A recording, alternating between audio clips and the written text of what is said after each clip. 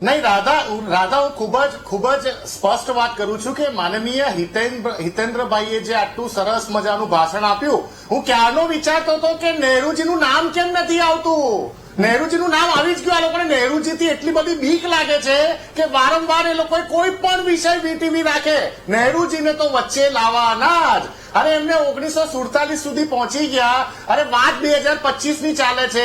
અને ચલો હું એમને અભિનંદન આપું છું. હિતેન્દ્રભાઈ ખૂબ જ સારા વક્તા છે, મારા મોટા ભાઈ છે, કે એમને સ્વીકાર્યું તો ખરું કે દેશને આઝાદી 1947 માં મળી હતી.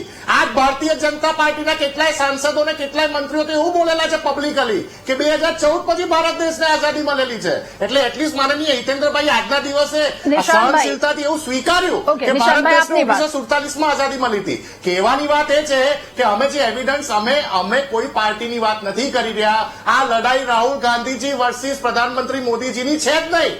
આ લડાઈ નિશાંત રાવલ અને હિતેન્દ્રભાઈ પટેલ વચ્ચેની છે જ નહીં. આ લડાઈ CR પાટીલ સાહેબ અને અમિત ચાવડા સાહેબ વચ્ચેની છે જ નહીં. આ લડાઈ આ ભારત દેશના સંવિધાન અને ભારત દેશની જનતા અને ઇલેક્શન કમિશન ઓફ ઇન્ડિયાની વચ્ચે છે. આ સંવિધાને ભારત દેશની જનતાને જે અધિકાર આપ્યો છે, વન મેન વન વોટ, એ કેમ ચોરાઈ રહ્યો છે? જે કોઈ પણ નાગરિકનો વોટ ના છૂટવો જોઈએ આ સંવિધાન કે છે.